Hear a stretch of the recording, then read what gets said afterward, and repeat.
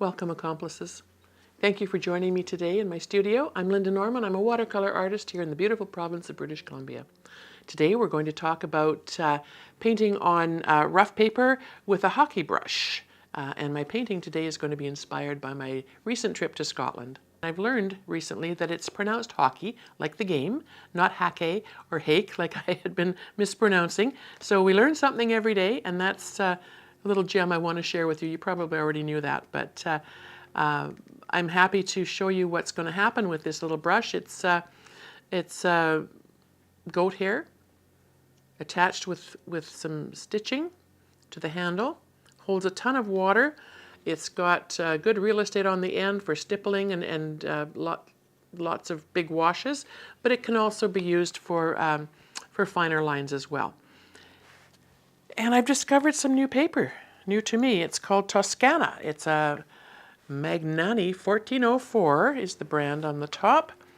Acid-free, long life, OBA-free, 300 GSM, which is grams per square meter, is how they measure the weight of it. 140 pound, which is a typical denotation for watercolor paper.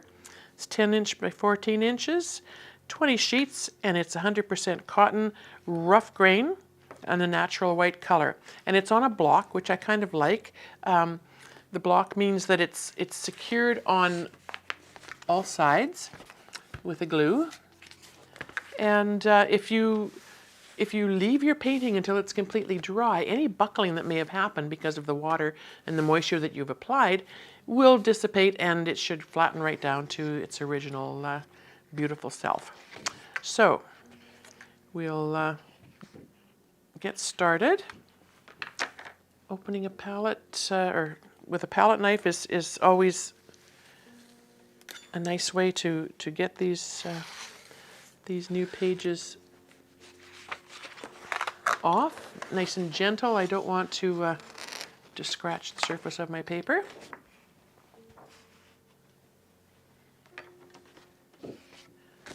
The colors that I experienced in Scotland, some of them were indescribable.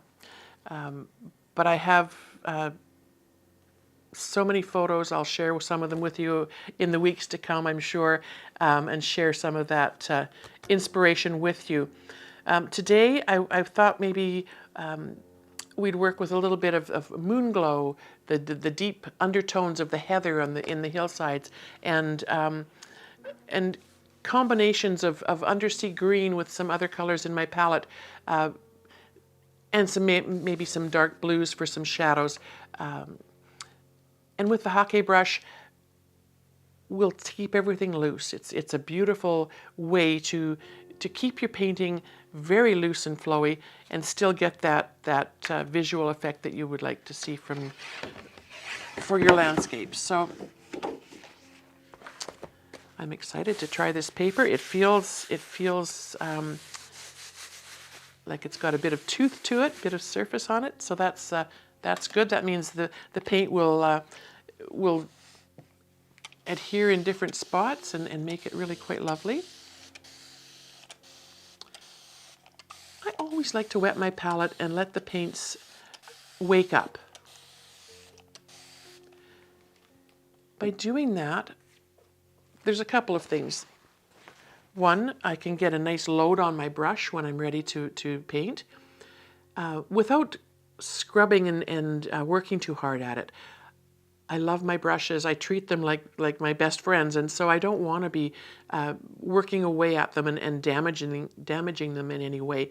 And so I've found that by keeping my palette wet, I don't have to be scrubbing and trying to pick up that color. It's there, it's ready, it's juicy, it's ready to be picked up by the brush. And also it allows me to keep my mixtures on the side ready to go. This is my Eco palette. Many of you have asked. It's a bamboo palette. It has nice, beautiful big wells. This is a 12 palette or 12 well palette. There is, I think, a 9 palette or well palette as well for travel. And it comes from the Watercolor Online Studio, and you can find that online. We'll put the link in the description as well for you. And so I fill it straight from the tube, fill the wells and let them dry. And every time I sit down to paint, I can apply the water and they wake up quite nicely. I use Daniel Smith paints. I love how they do reactivate really, really well. They use a beautiful process in manufacturing their paints. I trust them. Like I said, with my brushes, the paints also become like a good friend. And it's all about the relationship, I find. The more you paint, the more you learn about your colors and your brushes and your surfaces and what they can do with you. Very often I've said I feel that some of the paintings paint themselves. And it's just allowing the processes to happen as they seem to want to. When it comes to art supplies, and I just want to talk about this a minute before we get any further, they can be costly. And that's something I would hate to see as a deterrent for anybody, wanting to explore watercolor. My best advice for the way I like to paint, first and foremost, I would buy the best paint I could afford. Always buy what's in your means. First of all, I would focus on the paint. If you have good paint, then you can start discovering what that paint will do for you. The next thing I would consider would be the surface that I'm painting on. For the most part, 100% cotton is the way to go. You'll discover that your paints perform magically, much different from if you're using a cellulose paper or student grade paper. There's just no comparison. So start off with the best paints. When you can afford to buy more costly papers, go for the 100% cotton. Arches is a great brand. We're going to try this Toscana today to see how that goes. There's a lot of different brands out there. There's Hanamula that puts out some really good papers. Bohong is another one that's been really popular lately, and that's a company I understand works with artists to understand what they need. So you get good quality, consistent quality, and there are just so many others. I just can't think of the names of them offhand. But do your research, find out what's out there and what's in your price range, and go from there. Then after that, it's the brushes that you want to consider. And again, if you've been following along, my favorite brushes are from Lebenson Brushes. Tracy Lebenson, just outside of Seattle, makes the brushes by hand, each one. They're made from upcycled materials. Exquisite, absolutely beautiful. This brush has been with me for years, still holds the most beautiful point. There's also the Hake brushes, which we're going to use today, and there's several of those available, various brands. There is an artist, he's passed now, his name is Ron Ranson, and he teaches, you can go on YouTube and follow his teachings as well, and he teaches exclusively with the Hake brush, and there's a brand of his that's available as well. And then there's regular Hake brushes that you could get from your local art store or craft store. As I said, they will lose a lot of hair to start with, especially because they're just stitched in. But bear with that because it's well worth it. They hold a ton of water and they're great to work with. Michael Solovio Studio also has, similar to the Hake brush, although these come to a very fine point, and you could draw lines with them and go from there. But today we are going to work with this fella. And since I'm a landscape artist and I am just full of inspiration from my trip to Scotland, I'm going to do a lovely scene from the Highlands. Lots of beautiful greens and blues, and if you're lucky enough, a little bit of sunlight. It's a rainy country, and that allows for the landscape, the greenery, to be exceptionally green and beautiful. One thing I learned when I was there is that everywhere you look, there are rhododendrons, which are not native to Scotland. They were brought in as a houseplant many, many years ago, and they have just taken over. They're prolific, and they're gorgeous. Gorgeous flowers, and even when they're not flowering, the greens are absolutely stunning. So this paper seems to be taking the water quite nicely. It is buckling, and I can see that the grain of the paper is, oops, there's some color showing up. The grain of the paper is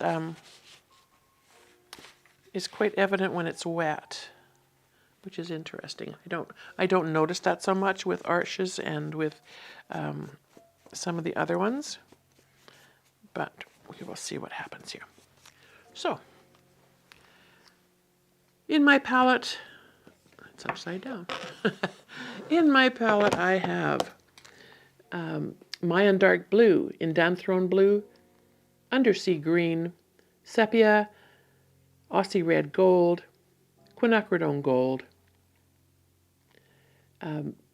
neutral tint, pardon me there, a Payne's Blue Gray, Moonglow, Quinacridone Purple, Quinacridone Rose, and transparent brown oxide. And those are the colors I think we'll use today. The quinacridone colors are more organic. I was just researching that. I didn't realize that why they were called quinacridone, and it's a compound, but it's organic that brings them together with oxygen and nitrogen and all the things in a carbon base. Whereas the phthalos are a more artificial color, which maybe would help me understand a little bit why I'm not drawn to the phthalo colors. They seem to me to be a bit harsh. However, if they're mixed with the right combinations with other colors, they can be muted down. I'm sure they would be really wonderful, and maybe that's something we'll work on in the future. All right, now I can feel, because this is wet, the glue on the side is feeling sticky, which is something I don't notice with other papers on blocks, but that's interesting. All right, so because the page is buckling a little more than perhaps some other brands, I'm going to get some puddles. So I'm going to have to work with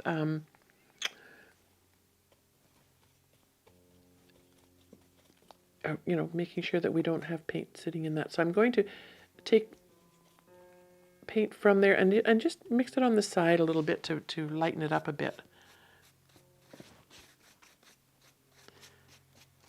And because I saw a lot of stormy skies, I'm not going to put the yellow in today for any glow. The way I'm going to produce lightness, I think, is by pulling out with the paper towel.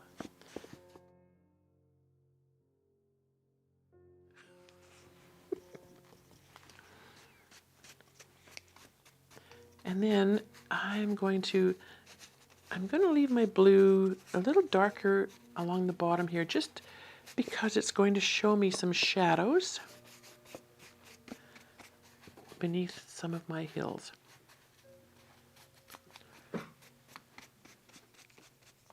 Lots of granite in the hills there. And there are some that look more red, some that look more blue. One of the paintings that I would like to do from reference down the road, once I get my photos organized more, is from a mountain in the Glen Cove, the Glen called Cove. It's a valley, but they call it a glen. And it was just absolutely stunning. And the sun did shine, so we'll be able to explore putting some sunlight in there as well. And maybe down the road we'll even do a painting of the viaduct where the Harry Potter train goes. I've got some of that as well. So there we have nice blue underpainting. Yeah, this is interesting how, I don't know if you can see that, but the pooling is actually catching the pigment and making it look a little spotty, which is kind of interesting. So I'm going to go in with, well, let's go back to our trusty Undersea Green. I like to have my colors mix on the page for the most part. Sometimes I will mix in the palettes, in the wells on the side of the palette, but I find I have pretty good luck with mixing on the page. Now the blue, the Mayan Dark Blue is always so nice to have that sort of misty background effect. And you can see, I hope, where, because I'm putting wet in wet, the pigments are actually pushing each other around. And because the page is wet, I just have to dab the colors on, and they will continue to move as the water allows them. And I think with this, because I like how, pardon me, the green pigment is sort of falling through the blue at the bottom. It's almost like a shadow, a reflection in water. So I think what we might do is just make a little water feature on this side. And we'll just pull this in a little bit. If we do that and leave a bit of an opening there, it will look like a little bit of an inlet. So many lakes, I can't remember how many thousands of lakes we saw and heard about. Mostly freshwater, but even some saltwater lakes, which is really interesting to me.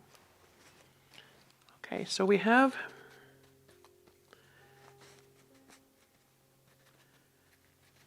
some little tufts of things growing up on the hills. The vegetation there is much like we see in Canada. And the reforestation is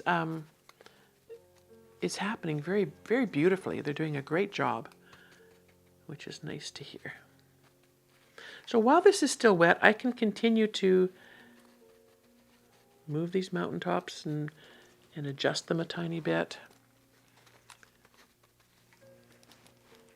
I'm going to go in later with a smaller brush and define some shoreline here. But for now, while the rest of this is still wet, I want to take some of my Moonglow and add that and just see what's going to happen with it here. I'm just going to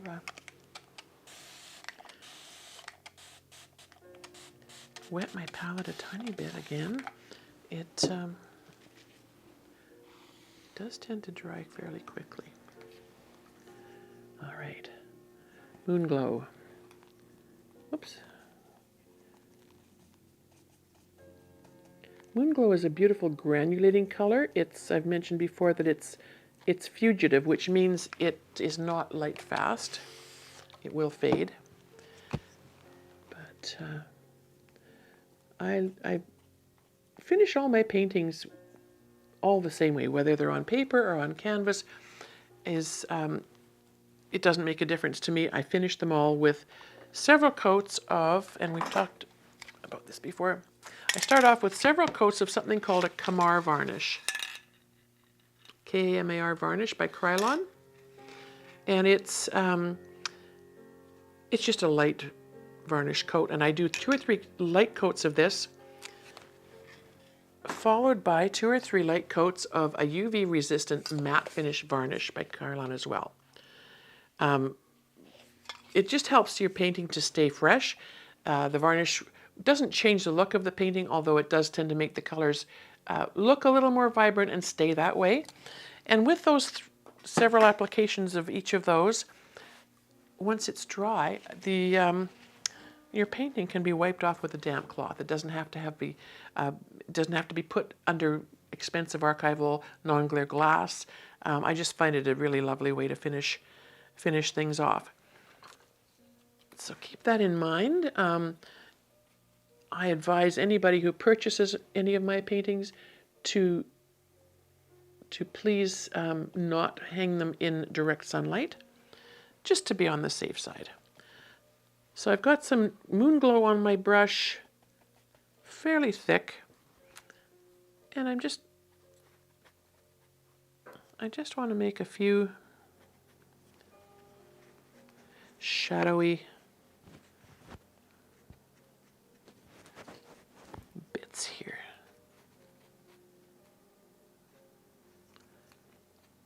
Now you can see my brush is wet. It's more fine on the tip. So if I wanted to, I could make lines and I could make trees. So the brush is really quite versatile.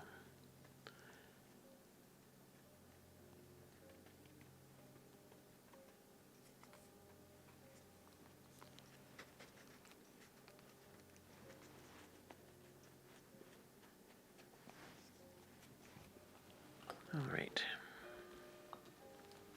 The Moonglow looks fairly dark. It will lighten slightly, but if you were to go back in with just a thirsty brush, so that's the brush has been cleaned and most of the water has been taken off, you can go back in and pull out a little bit of that color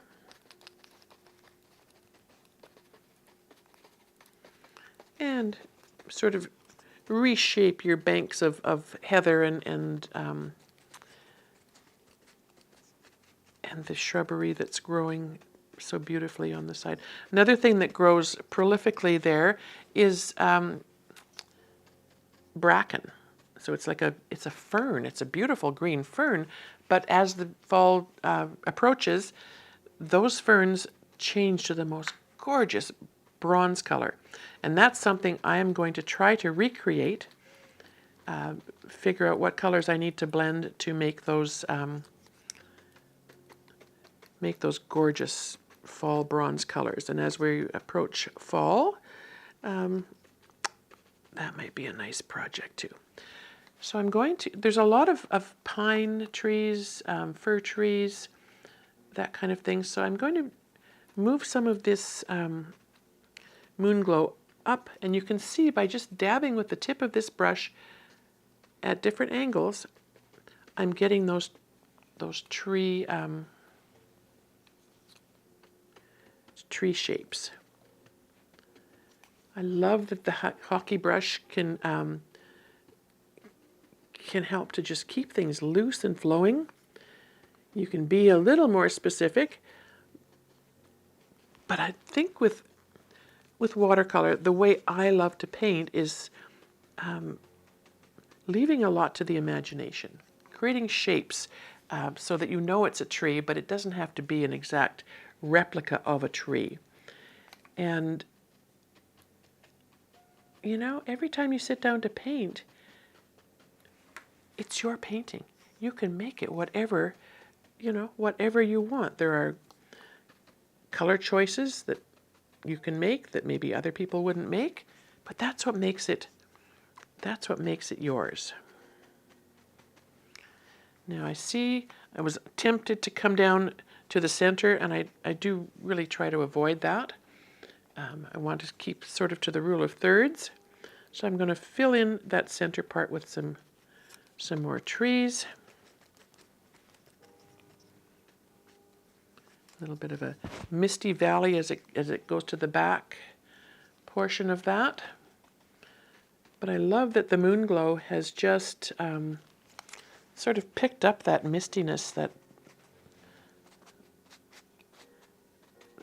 I don't know if you ever noticed that after a rain sometimes the air looks almost violet, and I kind of just love that.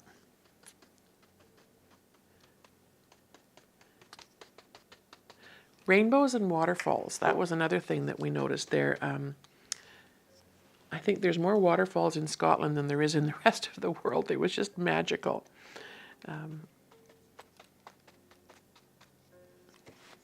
Did not see Nessie. Tried. Didn't work out. She wasn't interested in coming out to play. So in this corner where I've left the Moonglow a little bit thicker, you can see where it's more likely to look like a little bit of heather, little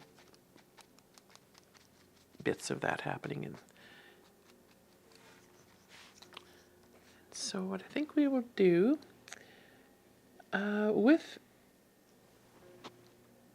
the Mayan dark blue, and I just want to try to give that brush a bit more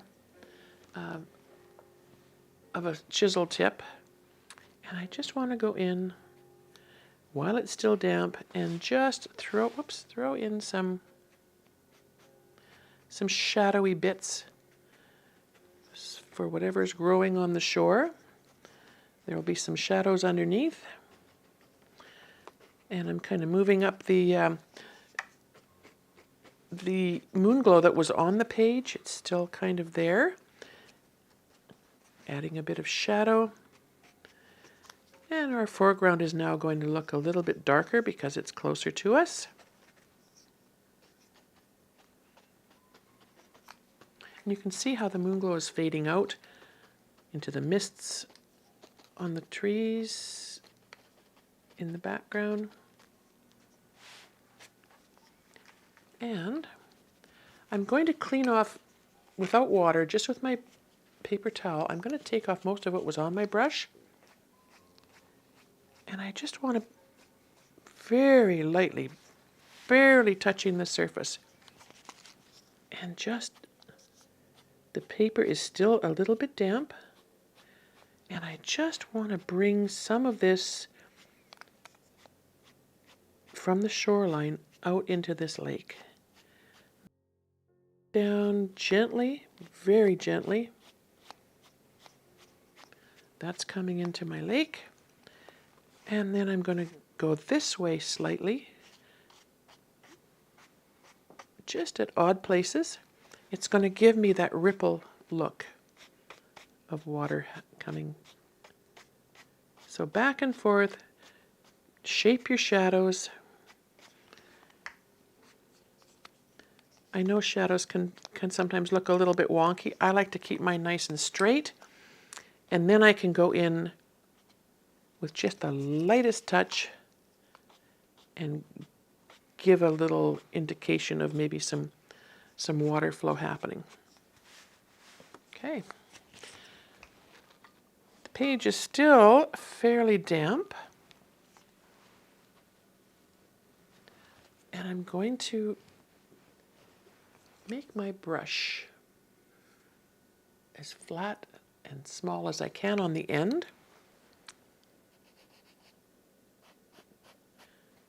And I'm just going to go in and lightly just give my shoreline a bit of coaxing here.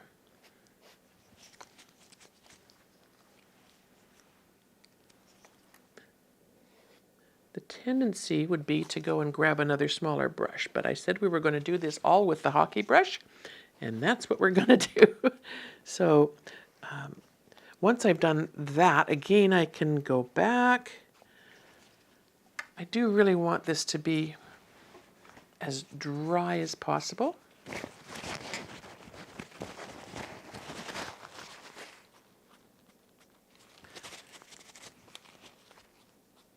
And I don't mind that it's kind of scruffy on the end. It's just going to add to the interest of those shadows coming down.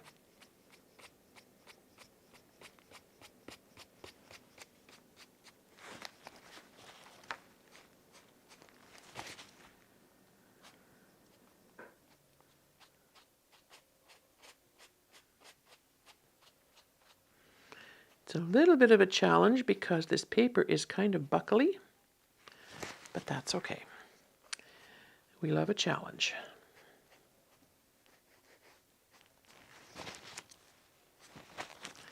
So with the shoreline, I kind of like to make it a little bit uneven and interesting if I can. And I'm going to pull it up this way. I kind of want to soften a little bit of that, but it's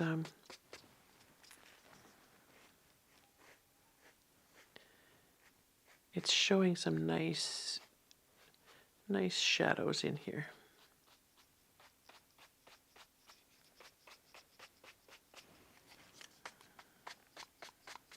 Okay. So we've got some heather growing in the little landing on this side of the lake. We've got a lake at the foot of some beautiful purple and green and blue. And the sky, I didn't even really have to go in and dab it with my paper towel. It just kind of dissipated and formed its own shadows. I think with this one, I would call it done. Perhaps after it's dried and it's flattened, I may go in and do a little bit of fine tuning, perhaps with a smaller brush, but I'd be happy leaving this one as it is. And yeah,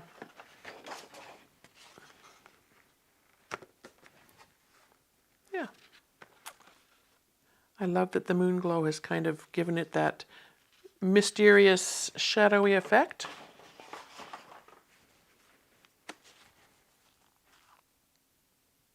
And I love that I got to go to Scotland and be inspired by the colors and the scenery. It has filled my heart, and I think it's going to fill a lot of pages with some landscapes and some color. Thank you for joining me today. If you like what you've seen, subscribe to my channel, Artist Lynda Norman, or visit me on my website, Bandry Studio. That's BANDRAOI studio.com.